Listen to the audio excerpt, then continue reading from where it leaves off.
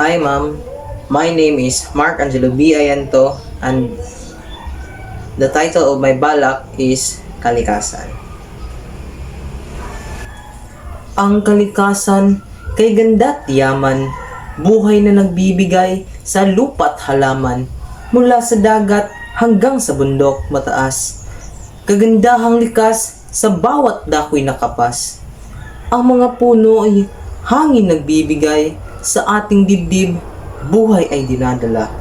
Ang mga ilog, tubig ay daladala, sa ating uhaw, lunas ay nag-aala.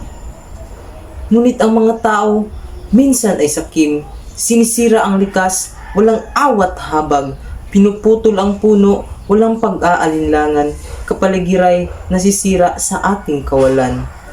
Kaya't alagaan ang ating kalikasan, tahanan natin ito, ating pangalagaan. Maging masinop sa ating mga gawa para sa kinabukasan ng lahat ng nilalang na.